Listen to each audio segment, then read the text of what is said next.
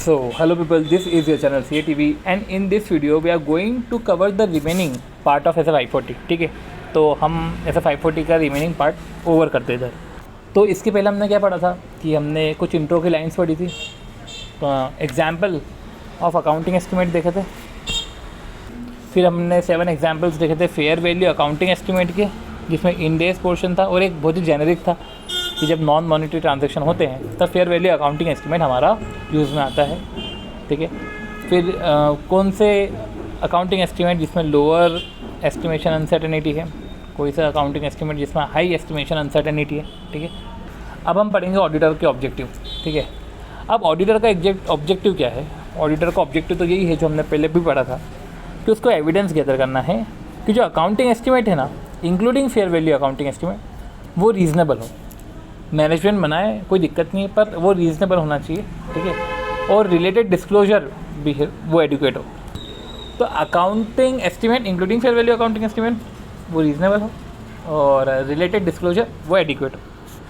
तो देखो, ऑडिटर को तो यही एविडेंस गैदर करना है कि accounting estimate including fair value accounting estimate वो रीज़नेबल हो, राइट, एंड जो रिलेटेड डिस्क्लोजर है वो एडिक्वेट हो। अब देखो, एज एन ऑडिटर जो है, अब मुझे in order to identify and assess, ये जो है identification and assessment of risk of material misstatement arising from accounting estimate, मतलब अकाउंटिंग एस्टिमेट आपने बनाया है तो उसकी गड़बड़ी होने के भी चांसेस हो सकते हैं ना। तो ऑडिटर को अंडरस्टैंडिंग लेनी पड़ेगी, पहले आइडेंटिफाई और असेस करना पड़ेगा रिस्क ऑफ मटेरियल मिसस्टेटमेंट। ऐसा नहीं कि अकाउंटिंग एस्टिमेट बनाया तो सब ठीक है, मैं एक बार आइडेंटिफिकेशन एंड असेसमेंट तो करूँगा रिस्क ऑफ मटेरियल मिसस्टेटमेंट का, क्योंकि हो सकता है कि अकाउंटिंग एस्टिमेट गलत हो। ठीक है, कुछ रिस्क थी, कुछ सर्कमस्टेंसेस थे, आपने अकाउंटिंग एस्टिमेट लगाए वो गलत थे, राइट। तो सबसे पहले पोर्शन ये है कि understanding of requirement of FRF regarding accounting estimate, कि सबसे पहले FRF क्या एप्लीकेबल है। तो सबसे पहले the requirement of the applicable FRF and और ये देखो कि जो एप्लीकेबल FRF की रिक्वायरमेंट थी वो फुलफिल हुई है कि नहीं हुई है। ठीक है, आपने अकाउंटिंग एस्टिमेट लगाया, FRF की रिक्वायरमेंट पूरी करी कि नहीं करी। ठीक है, अब अकाउंटिंग एस्टिमेट होते हैं वो ट्रांजेक्शन इवेंट पे लगते हैं। तो how management identify those transaction and event and condition that may give rise to need of accounting estimate, कि तुम जब बोल रहे हो कि इस कंडीशन पे अकाउंटिंग एस्टिमेट लगता है, ठीक है, आपने कैसे आइडेंटिफाई करे, ठीक है, दोस्त कंडीशन, क्या ये कंडीशन से that give rise to accounting estimate, आपने कैसे आइडेंटिफाई करे ट्रांजेक्शन, किस बेसिस पे तुमने ये माना क्या ये ट्रांजेक्शन है, ये इवेंट है या ये कंडीशन है जिस पर अकाउंटिंग एस्टिमेट लगाना चाहिए। तो पहले तो तुमने अकाउंटिंग एस्टिमेट लगाया, FRF एप्लीकेबल करा कि नहीं करा, और किस तरीके से आपने आइडेंटिफाई करे। या तो मैं बोल देता हूँ कि इसको अपन सीक्वेंस में देखें, तो सबसे पहले आपने आइडेंटिफाई करें ट्रांजेक्शन इवेंट और condition that give rise to accounting estimate. ठीक है, फिर आपने अकाउंटिंग एस्टिमेट लगाया तो देखो कि आपने जो है रिक्वायरमेंट FRF की पूरी करी कि नहीं करी। अब देखो, आप ट्रांजेक्शन इवेंट और कंडीशन, ठीक है, ये देखते हो, आप अकाउंटिंग एस्टिमेट लगाते हो, FRF के मुताबिक लगाई कि नहीं लगाई वो जो भी है। ठीक है, अब आप एस्टिमेशन कर रहे हो। ठीक है, अब क्या करोगे आप एस्टिमेशन में? अब आप जो है एस्टिमेशन प्रोसेस देखो कि आपने ट्रांजैक्शन देख लिए, ठीक है, आपने FRF की नीड पूरी हो रही है कि नहीं हो रही, ये सब भी देखा।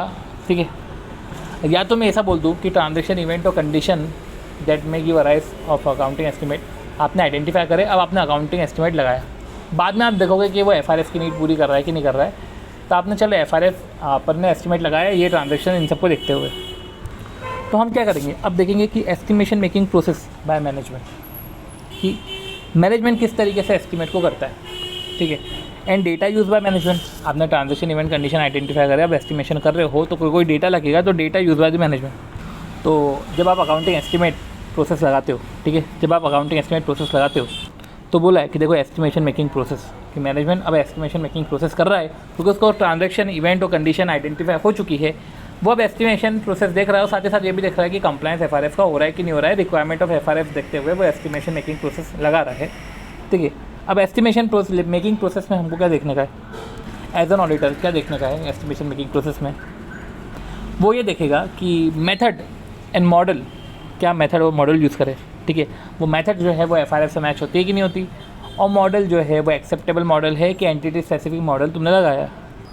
तो मेथड और मॉडल जो आपने एस्टिमेशन में यूज़ करा है, और is there any change in method, अगर आपने वो चेंज वेंज कराओ तो वो भी हमको आप एक बार बताओ।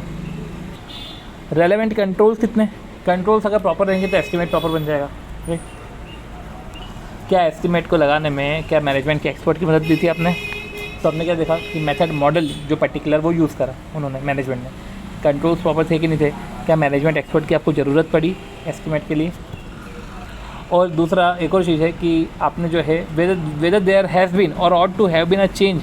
ओके ठीक है, अगर आपने कुछ चेंज करा मेथड और मॉडल में जो भी है, और मैनेजमेंट ने असेस करा है कि इफेक्ट ऑफ एस्टिमेशन अनसर्टेनिटी, ये देखा है क्या कि एस्टिमेशन अनसर्टेनिटी लो है कि हाई है। इफेक्ट देखा क्या, effect of the effect assessment the effect of estimation uncertainty. तो assessing the effect of estimation uncertainty, तो assessing the effect of estimation uncertainty. तो ऑडिटर को जो है इन सब की अंडरस्टैंडिंग तो लेनी पड़ेगी, ठीक है, in order to identify and assess risk of material misstatement for accounting estimate. क्योंकि हो सकता है ना कि आपने अकाउंटिंग एस्टिमेट प्रॉपर नहीं लगाए हो, ये सब भी तो देखना पड़ता है। तो आइडेंटिफाई एंड असेस तो करना पड़ता है रिस्क ऑफ मटेरियल मिसस्टेटमेंट। ऐसा तो नहीं कि मैं ब्लाइंडली रिलाई कर लूँगा अकाउंटिंग एस्टिमेट पे, ठीक है। तो ट्रांजैक्शन इवेंट और कंडीशन, ठीक है, वो हम पहले फाइंड करते हैं, फिर अप्लाई करते हैं अकाउंटिंग एस्टिमेट, ठीक है। अब जब बनती बात है, जब हम अकाउंटिंग एस्टिमेट अप्लाई करते हैं तो हम डेटा यूज़ करते हैं। तो कहाँ से वो डेटा लेकर आए, मतलब कि हमको ले दे के हर एक प्रोसेस पे क्वेश्चन मार्क करना है। फिर जो है आपने मेथड मॉडल कौन सा यूज़ करा है ना, रिलेटेड कंट्रोल मेथड मॉडल, या क्या आपने मैनेजमेंट एक्सपर्ट को यूज़ करा, रिलेटेड कंट्रोल देखे। फिर आपने फिर ये देखा कि इफेक्ट ऑफ एस्टिमेशन अनसर्टेनिटी, कि कल को कोई एस्टिमेशन अनसर्टेनिटी आपने देखी कि नहीं देखी। इफेक्ट ऑफ एस्टिमेशन अनसर्टेनिटी आपने देखा, आपको लो दिखा कि हाई दिखा, ठीक है, उसके हिसाब से आपने एस्टिमेट लगाए होंगे, ठीक है। हाई एस्टिमेशन अनसर्टेनिटी रहती है तो फेयर वैल्यू अकाउंटिंग एस्टिमेट करना पड़ता है। तो ये आप मैनेजमेंट से पूछोगे, इंक्वायरी करोगे, कैसे ना कैसे आप देखोगे, ठीक है, कि ये सब मैनेजमेंट ने देखा कि नहीं देखा इफेक्ट इन सब के। और ऐसा है साथ ही साथ ऑडिटर रिव्यू भी करेगा जो अकाउंटिंग एस्टिमेट जो आपने पिछले फाइनेंशियल स्टेटमेंट में लगाए थे, उसका जो आउटकम आया था, ठीक है। तो ऑडिटर रिव्यू करेगा आउटकम ऑफ अकाउंटिंग एस्टिमेट जो इंक्लूड है प्रायर पीरियड फाइनेंशियल स्टेटमेंट में, ठीक है। और उसका सब्सिक्वेंट री एस्टिमेशन भी करेगा, करंट पीरियड में अगर उसको लगेगा तो उसका सब्सिक्वेंट री एस्टिमेशन भी करेगा, ठीक है। तो अकाउंटिंग एस्टिमेट सही लगाए कि नहीं लगाए, तो एक बार आप रिव्यू कर लोगे prior period financial statement, subsequent री एस्टिमेशन करना होगा तो आप सब्सिक्वेंट री एस्टिमेशन भी कर सकते हो। तो अकाउंटिंग एस्टिमेट आपने प्रायर पीरियड में लगाए थे, उसका कुछ आउटकम आया होगा, उसको रिव्यू करोगे।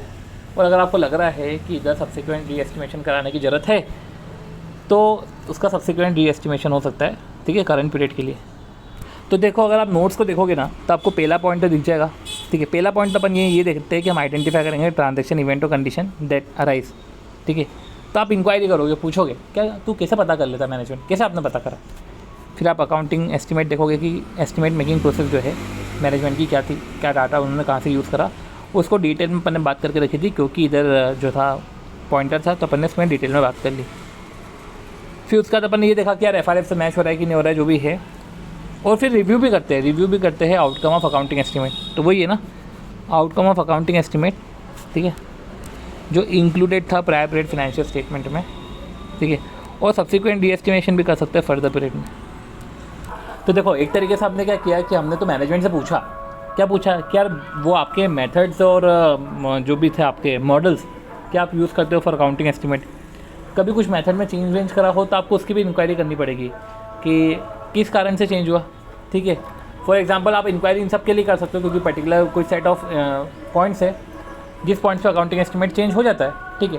तो आप मैनेजमेंट से पूछ लो कि क्या ऐसा हुआ था क्या आपके साथ, ठीक है, इसलिए आपको अकाउंटिंग एस्टिमेट चेंज करना पड़ा, जो भी है। पर आप जो है एक तरीके से सबसे पहले तो आप आइडेंटिफाई करोगे ट्रांजैक्शन इवेंट और कंडीशन जो भी है, फिर आप अकाउंटिंग एस्टिमेशन प्रोसेस कराओगे।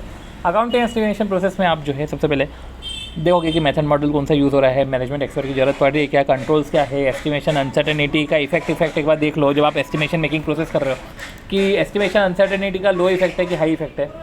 फिर देखो कि ये आपके एफआरएफ, आपका एप्लीकेबल एफआरएफ क्या है, अकाउंटिंग एस्टिमेट आपकी एप्लीकेबल एफआरएफ की नीड पूरी कर रहा है कि नहीं कर रहा है। साथ ही साथ जो है आउटकम, आप outcome of prior period financial statement accounting estimate का आउटकम देखो कि आप उसको क्या सब्सिक्वेंट री एस्टिमेशन करना है क्या करंट पीरियड में।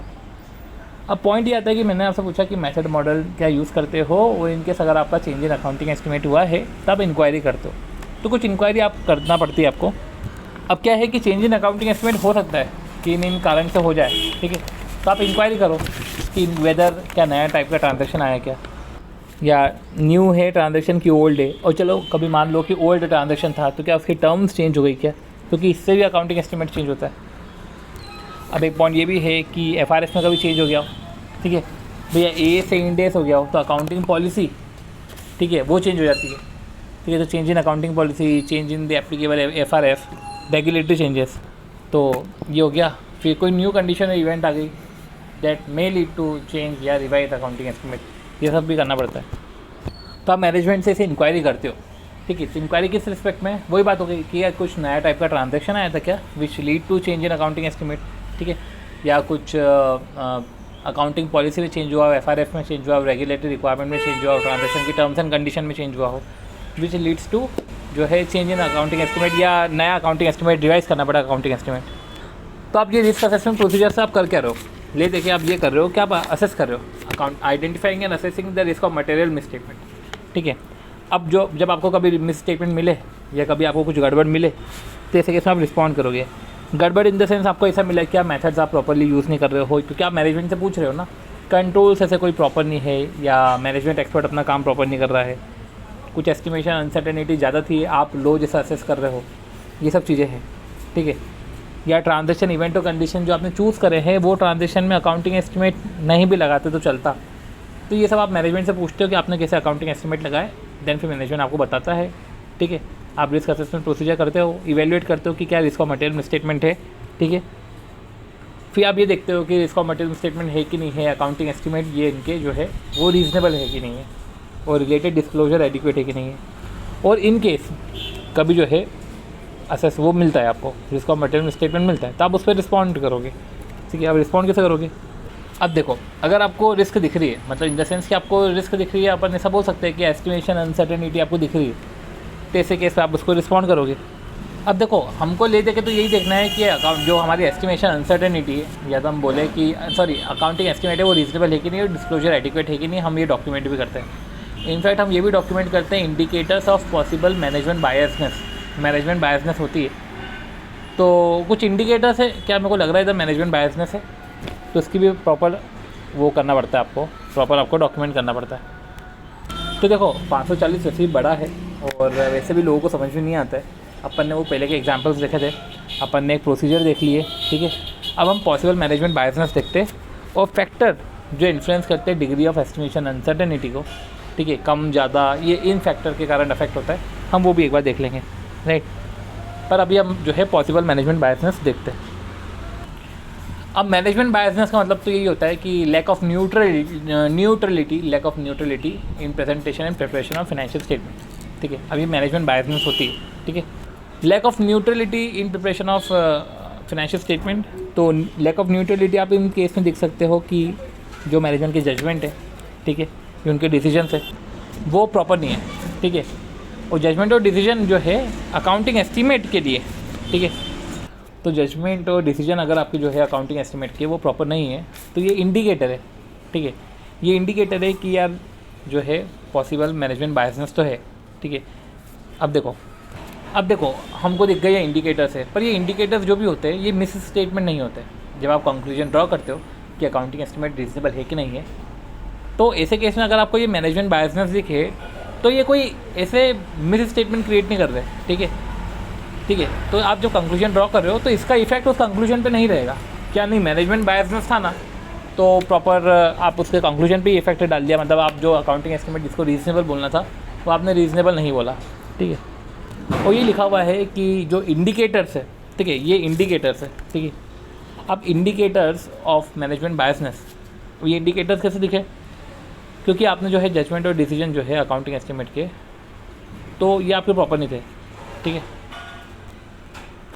ये जो भी है आपने जजमेंट और डिसीजंस मैनेजमेंट के देखे और आपको लग रहा है इनएडिक्वेट है, तो आपको लग रहा है कि there are indicators of management biasness. अभी जो मैनेजमेंट बायसनेस है ये कोई मिस स्टेटमेंट नहीं है, ठीक है। कि कल को आप ये कंक्लूजन जब ड्रॉ करते हैं कि अकाउंटिंग एस्टीमेट रीजनेबल है कि नहीं है, इसका इफेक्ट इधर नहीं देता। सपोज करो कि मैनेजमेंट ने, देखो पहला पॉइंट ये है जो इंडिकेटर्स है, सबसे पहले तो आपने अकाउंटिंग एस्टीमेट चेंज करा। अब अकाउंटिंग एस्टीमेट चेंज करा तो अपने को पता है कि जब चेंजेस होते हैं, जब आप इंक्वायरी का आप करते ही हो ना कि कोई नया ट्रांजैक्शन होता है, कुछ changes in terms and condition होती है, जो भी होता है, तो change in terms and condition में आपने जो है अकाउंटिंग एस्टीमेट को रिवाइज करा। अब मैनेजमेंट ने जो है ना चेंज इन सर्कमस्टेंसेस, इसका सब्जेक्टिव असेसमेंट करा। मतलब मैनेजमेंट को लग रहा है कि there has been change in circumstances, तो उसने अकाउंटिंग एस्टीमेट को रिवाइज कर दिया, तो ये तो बायसनेस है। अब तुम्हारा सब्जेक्टिव असेसमेंट से तुमको ऐसा लग रहा है पर जरूरी थोड़ा ना वो हो। आपने सब्जेक्टिव असेसमेंट रैंडमली कर लिया और आप चेंज इन अकाउंटिंग एस्टिमेट कर रहे हो। दूसरा ये है कि आप अपने ही अजम्पशन यूज़ कर रहे हो अकाउंटिंग एस्टिमेट में, वो ये अजम्पशन यूज़ करने में कोई दिक्कत नहीं है, पर वो मार्केट से मैच ही नहीं हो रहा है, इनकन्सिस्टेंट है, राइट। तो ये थोड़ी सी बायसनेस दिखी हमें। पहली बायसनेस तो ये थी कि आपने चेंज इन सर्कमस्टेंसेस का सब्जेक्टिव असेसमेंट करा, फिर ये है कि आपने खुद के अजम्पशंस यूज़ कर दिए। अब देखो, एक तो अपन ने पॉइंट पढ़ा कि अकाउंटिंग एग्जाम्पशन आपके मार्केट से मैच नहीं कर रहे। एक ये है कि अकाउंटिंग एग्जाम्पशंस या एस्टिमेट्स जो भी आप यूज़ कर रहे हो वो आप ऐसे यूज़ कर रहे हो ताकि वो जो है वो फेवरेबल हो to the management objective. Instead of आपके पैरिटी बिठाने के लिए, instead of fair assumption use करने के लिए आपने वो अजम्पशन यूज़ करें that are favourable to management objective, ठीक है। मतलब कि फाइनेंशियल स्टेटमेंट को प्रॉपर दिखाने के लिए आप ये सब कर रहे हो, ठीक है। तो ये कुछ इंडिकेटर्स है, पॉइंट एस्टिमेट जो आप सिलेक्ट कर रहे हो वो इंडिकेट कर रहा है पैटर्न, तो वो भी एक जो है इंडिकेटर है। तो ये एक तरीके से जो है इंडिकेटर्स है। इंडिकेटर ये क्या है कि मैनेजमेंट ने एक सब्जेक्टिव असेसमेंट करा। सब्जेक्टिव असेसमेंट क्या कर दिया कि चेंज इन सर्कमस्टेंसेस हुए हैं, तो हमने मैनेजमेंट अकाउंटिंग एस्टिमेट का चेंज कर दिया। ये एक सब्जेक्टिव असेसमेंट है। दूसरा मैनेजमेंट बायसनेस ये हो सकता है कि अपने खुद के अजम्पशंस जो है वो मार्केट से मैच ही नहीं कर रहे हैं, अपने खुद के अजम्पशंस जो है वो favourable to a point estimate, ठीक है, favourable for management objective that yield a point estimate. आपने कुछ अजम्पशंस यूज़ करे हैं, सिलेक्ट करे हैं जो यील्ड कर रहे हैं पॉइंट एस्टिमेट जो फेवरेबल है तो मैनेजमेंट ऑब्जेक्टिव। और पॉइंट एस्टिमेट अगर आप चूज़ कर रहे हो तो उसमें ही जो है ऑप्टिमिज्म पेसिमिज्म शो हो रहा है, तो ऐसे केस में जो है ये मैनेजमेंट बायसनेस के इंडिकेटर्स है। तो ठीक है, तो एक तो अपन ने समझ लिया, एक बायसनेस तो ये होती है कि मैं ज़बरदस्ती चेंज कर रहा हूँ कुछ तो भी असेसमेंट करके, फिर मेरे खुद के अजम्पशन मार्केट से मैच नहीं हो रहे, मेरे खुद के अजम्पशन जो है वो एक यील्ड क्रिएट कर रहे हैं, यील्ड ऑफ पॉइंट एस्टिमेट, वो एक डिराइव करे पॉइंट एस्टिमेट जो फेवरेबल है। वो पॉइंट एस्टिमेट कभी मेरे को सिलेक्ट भी करना हो तो मैं वो इंडिकेट कर रहा है पैटर्न। अब देखो, एक पॉइंट ये आता है कि factor influence degree of estimation uncertainty. Estimation uncertainty high है, लो है, तो फैक्टर जो इन्फ्लुएंस करते हैं degree of estimation uncertainty, right. तो देखो कौन कौन से फैक्टर है जो इन्फ्लुएंस करते हैं डिग्री ऑफ एस्टिमेशन अनसर्टेनिटी। अब देखो, अभी अपन ने ये पढ़ा था कि अकाउंटिंग एस्टिमेट जब लो एस्टिमेशन अनसर्टेनिटी हो तब क्या, ठीक है, अकाउंटिंग एस्टिमेट जब हाई एस्टिमेशन अनसर्टेनिटी हो। तो कौन कौन से अकाउंटिंग एस्टिमेट है विथ लो एस्टिमेशन अनसर्टेनिटी और कौन कौन से अकाउंटिंग एस्टिमेट है विथ हाई एस्टिमेशन अनसर्टेनिटी, ये अपन ने देखा। अब अपन पढ़ रहे हैं कि कौन कौन से फैक्टर्स है जहाँ पे एस्टिमेशन अनसर्टेनिटी ही है ये, तो उसको अपन बोलते हैं औजार। ये औजार के केस में होता है। ओ से ऑब्जर्वेबल, तो इन द केस की वही नॉन ऑब्जर्वेबल इनपुट्स रहते हैं तो एस्टिमेशन अनसर्टेनिटी अफेक्ट होती है, ठीक है। डिग्री ऑफ एस्टिमेशन ये फैक्टर है, मतलब कि ऑब्जर्वेबल नॉन ऑब्जर्वेबल डेटा। जे से जजमेंट, ए से अजम्पशंस, ठीक है, और आर से रिलायबिलिटी ऑफ डेटा। तो एक तो हो गया हमारा औजार, ठीक है। ऑब्जर्वेबल नॉन ऑब्जर्वेबल इनपुट है, मैनेजमेंट जजमेंट है, ठीक है, और ए से अकाउंटिंग पॉलिसी अजम्पशंस है एंड रिलायबिलिटी ऑफ डेटा है। अब देखो ना, अकाउंटिंग एस्टिमेट जजमेंट पे तो रिलेट करता ही है, ठीक है, अजम्पशंस से भी वो सेंसिटिव होता है, ठीक है। तो ये सब अफेक्ट करते हैं। अगर आपके अजम्पशन बहुत ही वेग रहेंगे, बहुत ही मतलब कि एंटिटी स्पेसिफिक रहेंगे, मार्केट ओरिएंटेड नहीं रहेंगे, जो एक्सेप्टेबल अजम्पशन है वो नहीं रहेंगे, तो ऐसे केस में एस्टिमेशन अनसर्टेनिटी तो रहेगी, ठीक है। तो एक अपने औजार पड़ा। फिर एक है लेंथ ऑफ फोरकास्ट पीरियड, कि मेरे को कितनी दूरी तक का एस्टिमेट करना है। पास का एस्टिमेट करना है तो ठीक है, पर लेंथ ऑफ फोरकास्ट पीरियड अगर ज़्यादा है तो इफेक्ट करेगा, ठीक है। तो ये फैक्टर्स है। पहला फैक्टर भैया औजार, ठीक है। दूसरा फैक्टर कि लेंथ ऑफ फोरकास्ट पीरियड, और तीसरा फैक्टर है कि एस्टिमेशन अनसर्टेनिटी को चेक करने के लिए, ठीक है, आपके पास क्या मिटिगेशन टेक्निक्स है, ठीक है। एस्टिमेशन अनसर्टेनिटी को कम करने के लिए क्या टेक्निक्स है, आप किस तरीके से मैनेजमेंट अप्लाई करता है, ठीक है, मेजरमेंट टेक्निक्स, ठीक है। तो एग्जिस्टेंस ऑफ मेजरमेंट टेक्निक्स जो मिटिगेट करता है जो है एस्टिमेशन अनसर्टेनिटी, तो वो मेजरमेंट टेक्निक्स आपके पास है कि नहीं है, क्योंकि ये भी तो फैक्टर अफेक्ट करता है। अगर आपके पास वो मेजरमेंट टेक्निक्स नहीं है जो कम करता है एस्टिमेशन अनसर्टेनिटी, तो नहीं होने से इन्फ्लुएंस तो होगा, होने से तो अगर होगा तो एस्टिमेशन अनसर्टेनिटी कम हो जाएगी। तो एप्लीकेशन ऑफ मिटिगेशन टेक्निक्स, तो समझ रहे हो आपके पास क्या क्या है। एक तो औजार है जो अफेक्ट करता है, लेंथ ऑफ फोरकास्ट पीरियड है वो अफेक्ट करता है, आपके पास क्या टेक्निक्स है, मेजरमेंट टेक्निक्स, उसका application of measurement techniques that reduce the estimation uncertainty.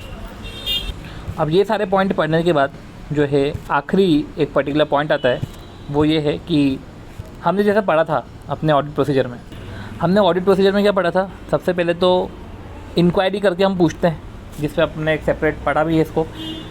Inquiry करके हम क्या पूछते, पहले तो हम आइडेंटिफाई करते हैं ट्रांजेक्शन इवेंट और कंडीशन, ठीक है, that rise to management accounting estimate, ये हम इंक्वायरी करते हैं, ठीक है, ये अपनी ऑडिटिंग प्रोसीजर है। फिर ये देखते हैं कि जो एस्टिमेशन मेकिंग प्रोसेस है वो एफआरएफ के से मैच हो रही कि नहीं हो रही, एफआरएफ की रिक्वायरमेंट क्या है एस्टिमेशन मेकिंग प्रोसेस में, ये सारा अपना पर्टिकुलर पॉइंट पढ़ते हैं कि मेथड्स वो प्रॉपर है कि नहीं है, मैनेजमेंट एक्सपर्ट का यूज़ करा है क्या, एस्टिमेशन अनसर्टेनिटी के इफेक्ट को असेस किया है क्या। फिर ऐसा भी होता है कि अपन आखिरी पॉइंट ये भी रहता है कि आप इवेल्यूएट करते हो अकाउंटिंग एस्टिमेट के आउटकम ऑफ प्रायर पीरियड, और आपको लगता है तो आप फर्दर सब्सिक्वेंट री एस्टिमेशन भी करा सकते हो करंट पीरियड में। तो क्या बोला, इवेल्यूएट करना outcome of accounting estimate of prior period. तो इवेल्यूएट क्या करना, ठीक है, तो उस इवेल्यूएट पे पॉइंट है, इवेल्यूएट है कि evaluate outcome of accounting estimate of prior period. समझते कि इवेल्यूएट में बोलना क्या चाह रहे हैं। आपको नोट्स थोड़े से क्लमजी लग सकते हैं, पर पॉइंट ये है कि मैं जैसे पॉइंट आउट कर रहा हूँ, जैसे मैंने औजार बोला, मैंने लेंथ ऑफ फोरकास्ट पीरियड बोला, तो मैं इधर बोल रहा हूँ मतलब कि इसके आसपास की ही बातें कर रहा हूँ मैं, तो आपको ये सब चीज़ें दिख जाएगी, ठीक है, कुछ हद तक। तो रिव्यू करना आउटकम ऑफ अकाउंटिंग एस्टिमेट, ठीक है, और सबसे पहली बात है तो मैं तो रिव्यू कर रहा हूँ अकाउंटिंग एस्टिमेट को, कोई क्वेश्चन नहीं कर रहा हूँ, ठीक है। और अपन ने पढ़ा था कि आप अकाउंटिंग एस्टिमेट जो है, जो आप इसको रिव्यू करते हो, ठीक है, जो इंक्लूडेड है प्रायर पीरियड फाइनेंशियल स्टेटमेंट में, और जहाँ पे एप्लीकेबल है आप सब्सिक्वेंट री एस्टिमेशन का बोल सकते हो, ठीक है।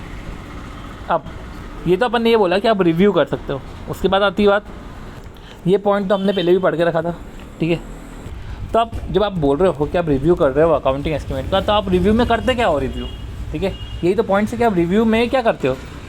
सबसे पहले तो नेचर ऑफ अकाउंटिंग एस्टिमेट, क्या मैंने उससे नेचर ऑफ अकाउंटिंग एस्टिमेट पूछा, ठीक है, कि कौन सा एस्टिमेट उसने अप्लाई करके रखा था प्रायर पीरियड फाइनेंशियल स्टेटमेंट में, तो नेचर ऑफ अकाउंटिंग एस्टिमेट, ठीक है। फिर जो इन्फॉर्मेशन ऑब्टेन करी, क्योंकि आप क्या कर रहे हो, आप रिव्यू कर रहे हो ना, तो आपको ये भी देखना है कि जो इन्फॉर्मेशन ऑब्टेन करी है रिव्यू से, क्या वो रिलेवेंट है to identify and assess the risk of material statement of accounting estimate in current period. क्योंकि हो सकता है ना कि इन्फॉर्मेशन कुछ आपको ऑब्टेन हुई हो, तो ये देखो कि क्या जो इन्फॉर्मेशन ऑब्टेन हुई है तो वो क्या वो रेलेवेंट थी to identify and assess the risk of material statement in current period.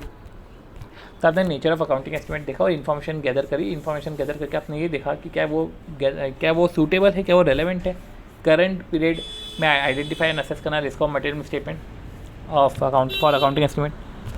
और बनती बात है कि मैं तो रिव्यू कर रहा हूँ, ठीक है।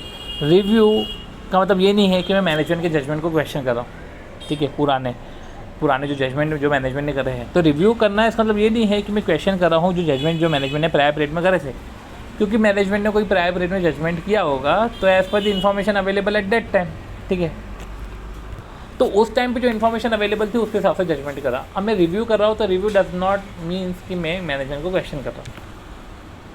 तो सबसे पहले हमने रिव्यू में पहला पॉइंट यही लिखा कि पहला पॉइंट हम ये लिखेंगे कि ऑडिटर रिव्यू करेगा अकाउंटिंग एस्टिमेट और प्रायर पीरियड फाइनेंशियल स्टेटमेंट, और अगर एप्लीकेबल है तो वो सब्सिक्वेंट री एस्टिमेशन बोलेगा for the purpose of current period. बाद में वो ये भी बोलेगा कि जब रिव्यू कर रहे हैं हम, तो रिव्यू डजंट मीन, ठीक है, doesn't mean to question the management judgement, क्योंकि मैनेजमेंट जजमेंट जो हुए होंगे वो अकॉर्डिंग टू द डेटा जो अवेलेबल है उस दौरान के हिसाब से होंगे, ठीक है। तब रिव्यू में आप क्या देखते हो, नेचर ऑफ अकाउंटिंग एस्टिमेट की, क्या अपना अकाउंटिंग एस्टिमेट का नेचर क्या है, फिर जो भी इन्फॉर्मेशन ऑब्टेन करिए क्या वो आइडेंटिफाई, क्या वो रेलेवेंट है to identify and assess the risk of material statement for accounting estimate in current year, ठीक है। अब देखो पॉइंट ये है कि जो आउटकम ऑफ अकाउंटिंग एस्टिमेट वो डिफर हो सकता है from the accounting estimate recognised in prior period, ठीक है। तो अब ऐसे केस में आपको डिफरेंस तो हो सकते हैं कि जो आउटकम ऑफ अकाउंटिंग एस्टिमेट है वो डिफरेंट हो सकता है, वो ज़्यादातर डिफरेंट होता ही है फ्रॉम द अकाउंटिंग एस्टिमेट जो आपने रिकॉग्नाइज करा प्रायर पीरियड में, ठीक है। तो अब ऐसे केस में ये डिफरेंसेस किस कारण से हैं, तो आप ये तो कर सकते हो एटलीस्ट, ठीक है। तो आपने क्या किया कि आपने रिव्यू करा, ठीक है, रिव्यू कर रहे हो आप प्रायर पीरियड फाइनेंशियल स्टेटमेंट को रिव्यू कर रहे हो और आपको लग रहा है तो सब्सिक्वेंट री एस्टिमेशन भी करवा रहे हो। मैं कोई मैनेजमेंट के जजमेंट को क्वेश्चन नहीं कर रहा हूँ, पर मेरे को रिव्यू करना पड़ेगा, मेरे को आइडेंटिफाई करना है, मेरे को देखना है कि क्या वो रिव्यू करने से मेरे को कोई जानकारी मिल रही है to identify and assess the risk of material statement at current period. और क्या है कि जो आउटकम है वो डिफर तो रहता है, ठीक है, आपको जो है डिफरेंस जानना है। तो whether information relating to 1 second, अब ऑडिटर रीज़न जानेगा रिस्क असेसमेंट प्रोसीजर करके, ठीक है, रीज़न जानेगा रीज़न में वो देखेगा कि जो मैनेजमेंट ने रिस्क असेसमेंट पहले किया या अकाउंटिंग एस्टिमेट पहले किया वो उसका प्रॉपर एस्टिमेशन था कि नहीं था, ठीक है। अगर नहीं था, ठीक है, तो हो सकता है अभी भी नहीं हो, ठीक है। तो ऐसे कैसे हमको ये सब देखना पड़ता है। तो हम क्या पढ़ रहे हैं, हम ये पढ़ रहे हैं कि जो तुम्हारे एस्टिमेट है वो डिफ़र कर सकते हैं। तो सबसे पहले तो इफेक्टिवनेस ऑफ प्रोसेस, कि इफेक्टिवनेस ऑफ प्रोसेस से हो सकता है कि पहले इफेक्टिव नहीं थे अभी इफेक्टिव है, या जो भी है इफेक्टिव पहले नहीं थे इस हिसाब से जो है, इसलिए जो है डिफरेंस आ रहा है एस्टिमेट में। तो वो रिस्क असेसमेंट प्रोसीजर से वो आइडेंटिफाई कर लेता है कि सिंस अभी डिफरेंस है तो आप रिस्क असेसमेंट प्रोसीजर से आइडेंटिफाई कर लो कि क्या मैनेजमेंट, आइडेंटिफाई क्या करोगे, क्या कि मैनेजमेंट प्रोसेस क्या डिफरेंट है, क्या मैनेजमेंट प्रोसेस इनइफेक्टिव था या इफेक्टिव था। तो इफेक्टिवनेस ऑफ प्रोसेस आपको पता चलती है। फिर आपको ये पता चलता है कि सब्सिक्वेंट री एस्टिमेट करना है कि नहीं करना है। आपको ये समझ में आता है कि एस्टिमेशन अनसर्टेनिटी को डिस्क्लोज़ करना है कि नहीं करना है। ये सब पॉइंट्स थे, ठीक है। तो देखो सिंपल सी बात है कि 1 सेकेंड, तो हमको तो ये जानना है ना कि डिफरेंस क्यों हुआ है। तो हो सकता है एस्टिमेशन अनसर्टेनिटी के कारण हुए, ठीक है। हो सकता है कि ये डिफरेंसेस इसलिए हुए हैं कि जो है री एस्टिमेशन करा है, ठीक है। तो री एस्टिमेशन करा है तो उसमें डिफरेंसेस आए हैं। हो सकता है कि मैनेजमेंट ने प्रोसेस प्रॉपर नहीं रखी हो, ठीक है। तो ये रैप से जो भी डिफरेंसेस है वो डिफरेंट मैनेजमेंट के पॉइंट ऑफ व्यू से हो सकता है कि मैनेजमेंट ने अच्छे से नहीं करा, इनइफेक्टिव प्रोसेस थी, वो इफेक्टिवनेस ऑफ प्रोसेस अफेक्ट कर सकता है। फिर कुछ पॉइंट्स का री एस्टिमेट करोगे तो री एस्टिमेट में डिफ़र तो होता ही है, एस्टिमेशन अनसर्टेनिटीज़, ये सब चीज़ें जो है ये शो करती है कि आप ये इस कारण से डिफरेंस हो सकता है, ठीक है। तो हमने ये रिव्यू वाला पढ़ा पॉइंट, हमने ये पढ़ा कि कौन कौन से फैक्टर्स है जो है एस्टिमेशन अनसर्टेनिटी को अफेक्ट करते हैं। जब अपन ने मेजरमेंट टेक्निक्स बोला, फिर अपन ने, क्योंकि ये जो है मेजर एस्टिमेशन अनसर्टेनिटी को अफेक्ट करते हैं इस सेंस में कि अगर आपके पास मेजरमेंट टेक्निक्स है जो रिड्यूस कर सकती है, ठीक है, तो वो अप्लाई करोगे तो आपकी एस्टिमेशन अनसर्टेनिटी कम हो जाएगी, ठीक है। तो ये सब चीज़ें अफेक्ट करते हैं ना। फोरकास्ट पीरियड वो अफेक्ट करता है, मेजरमेंट टेक्निक जिसे आप रिड्यूस कर सकते हो तो वो अफेक्ट करता है। औजार जो अपन ने पढ़ा था वो अफेक्ट कर सकता है। औजार तो अपने को पता ही है कि ऑब्जर्वेबल इनपुट से वो अफेक्ट कर सकते हैं, जे से जजमेंट है, असम्पशन से, रिलायबिलिटी ऑफ डेटा है, वो अफेक्ट करते हैं। फिर ये अपन ने पॉइंट पढ़े। फिर रिस्पॉन्स टू असेस रिस्क का तो कुछ पॉइंट इतना था नहीं, रेलेवेंस इतना था नहीं। रिस्क असेसमेंट प्रोसीजर में हम यही देखते हैं कि क्या मैनेजमेंट, कैसे मैनेजमेंट आइडेंटिफाई करता है ट्रांजेक्शन इवेंट और condition that lead to arise accounting estimate. इनकी एस्टिमेशन मेकिंग प्रोसेस क्या है, इनके मेथड मॉडल क्या होते हैं, किस तरीके से ये मैनेजमेंट एक्सपर्ट यूज़ करते हैं, क्या इनका कंट्रोल कैसा है, इनके एस्टिमेशन अनसर्टेनिटी का इफेक्ट इन्होंने कंसिडर करा कि नहीं करा, FRF से मैच हो रहा है कि नहीं हो रहा है इनके एस्टिमेशन मेकिंग प्रोसेस, FRF की रिक्वायरमेंट पूरी हो रही है कि नहीं हो रही है। फिर वही है कि अकाउंटिंग एस्टिमेट जो है, ये तो हमने देखा, हम प्रायर पीरियड फाइनेंशियल स्टेटमेंट के भी अकाउंटिंग एस्टिमेट को रिव्यू करेंगे और हो सके तो हम सब्सिक्वेंट री एस्टिमेशन भी करा देंगे करंट पीरियड में, ठीक है। ये पर्टिकुलर पॉइंट था। फिर ये अपन ने देखा। फिर उसके बाद फिर अपन ने ये देखा कि एस्टिमेट जिसमें हाई एस्टिमेशन अनसर्टेनिटी है, वो तो अपन ने पिछले वीडियो में देख लिया था, ठीक है, कि कॉम्प्लेक्स फाइनेंशियल इंस्ट्रूमेंट है या फाइनेंशियल ऑब्लिगेशन लिटिगेशन की निकालनी हो, राइट, तो उसमें हाई एस्टिमेशन अनसर्टेनिटी हो जाती है, ठीक है। फिर फिर अपन ने ये पॉइंट पढ़ा था कि highly developed entity specific model use हो रहे हों। लो एस्टिमेशन अनसर्टेनिटी में अपने को पता है कि एक रेडिली ऑब्जर्वेबल डेटा है। अकाउंटिंग एस्टिमेट के जो मेथड और मॉडल है वो मेथड FRF के मुताबिक है, या FRF के मुताबिक नहीं भी हो तो मॉडल जो है वो पॉपुलर मॉडल हम यूज़ करते हैं। अजम्पशंस और इनपुट्स जो भी है वो ऑब्जर्वेबल है। बिजनेस एंटिटी में कॉम्प्लेक्स ऑपरेशंस नहीं है। साथ ही साथ जो ट्रांजेक्शन भी रूटीन ट्रांजेक्शन से रिलेटेड अकाउंटिंग एस्टिमेट से।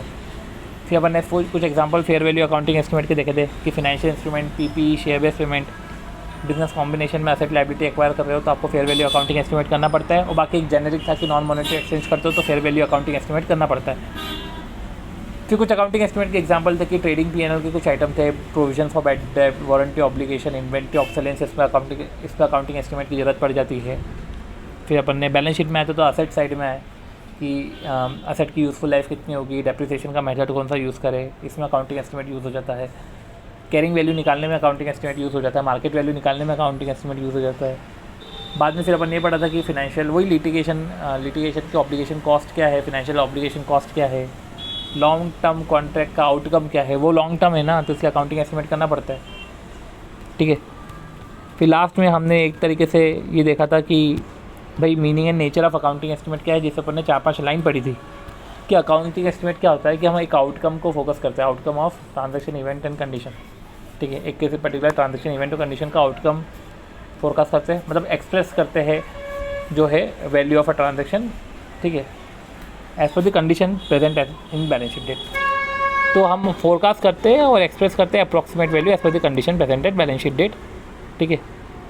फिर वही अप्रॉक्स से ये किया गया कि approximation of monetary amount in the absence of precise means of measurement, कि हमारे पास एक प्रिसाइज मीन्स ऑफ मेजरमेंट नहीं है तो हम अप्रॉक्सीमेशन कर रहे हैं। और यही जो है ये टर्म जो है ये आप की मॉनिटरी वैल्यू का आप अप्रॉक्सीमेशन कर रहे हो, ये फेयर वैल्यू में भी ऐसी होता है। जब एस्टिमेशन अनसर्टेनिटी होती है, जब हाई एस्टिमेशन अनसर्टेनिटी होती है